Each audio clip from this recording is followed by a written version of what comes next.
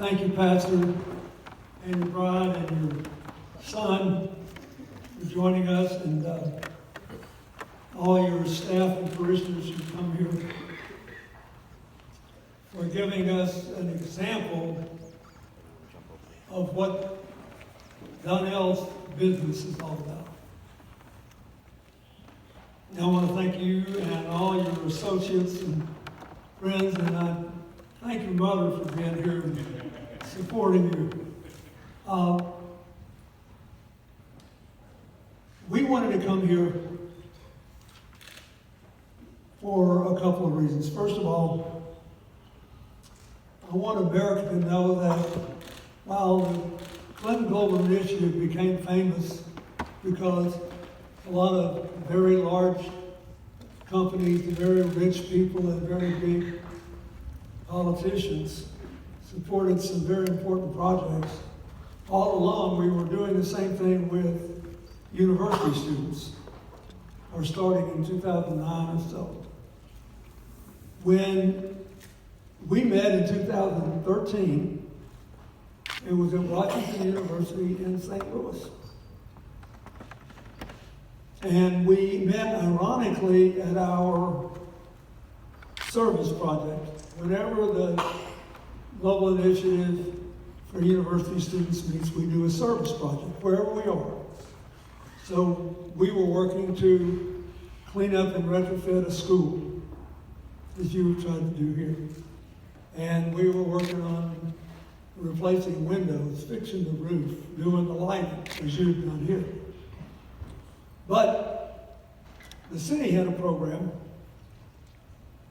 which enabled them to get a subsidy on the cost of solar panels so that they could immediately lower their electric bill as soon as we went up. So I said, well, surely to goodness, next time I come back to St. Louis, which I did a couple of years ago on our tour, every school, certainly every school over 20 years old, will have this. And it didn't happen. So I started nosing around. And here's the problem for if you're just an American citizen, and every place you go into uses energy. Where you sleep, where you work, where you worship. Right? You can't be expected to keep up with all the moving parts. And the more moving parts there are, both mechanical moving parts and people, the more you have to have technological help and people who can think about organizing to reap the benefit. So I really do believe that the most dangerous threat to our civilization over the next 30 years, assuming we don't blow ourselves up in the meanwhile, is going to be from climate change. And ironically, some of the lowest cost responses are what you see happening in this church. And they all buy us 10, 20, 30 years before the worst happens for us to fix the whole thing.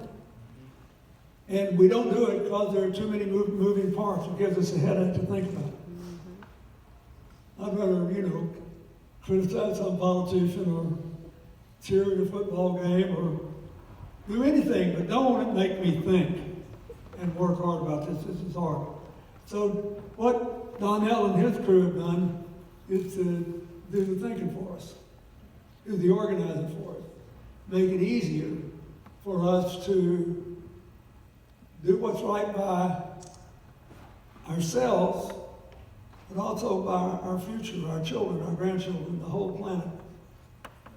And therefore, this may seem like a small project in a church that's 123 years old in the building, and in this denomination is 73 years old. But this is a picture through which you can see a better future. And I keep trying to convince people, usually with not very mixed results, I think because I was once in politics, I hadn't been before. But I keep trying to convince people that you know, it's always better to have a positive frame of mind because you have more power to do things that will change the future than you know. Do I like everything I read in the newspaper every day? No. Would I wish I had a government that believed more like I do on climate change? Absolutely. So what should I do? Just lay down and mope? What did you do? Lay in bed? No. How about we do something? So here you make going to church a better experience because it's not just God's lights that's shining on you brighter now. Right? You did something. But you also proved that if everybody did what you did, you could change the world for our children and grandchildren. So what he tries to do is to figure out how he can make it fairly easy for you to do that. There's a certain kind of genius that does that. It figures out, let's take something everybody knows who studies this and see a pattern in it that finds us a way out of no way. Sort of what you try to do every Sunday, isn't it? How many things do you say to people every Sunday that everybody knows? Right?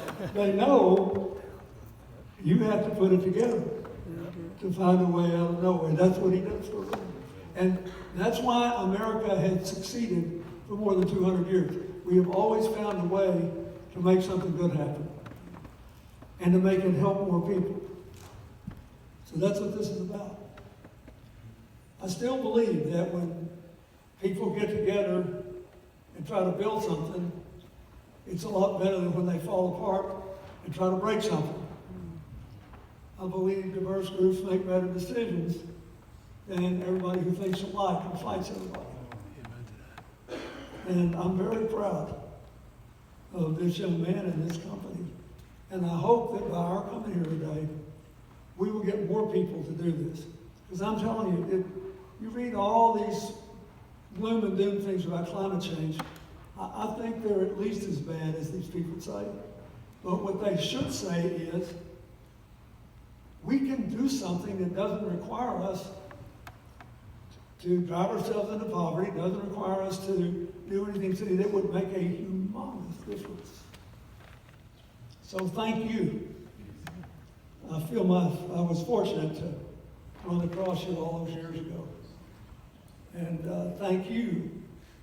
And the only thing I ask you to do is, while you're different, you're ministering to your flock, minister to the other churches, and get them to do the same thing. God bless you. Thank you.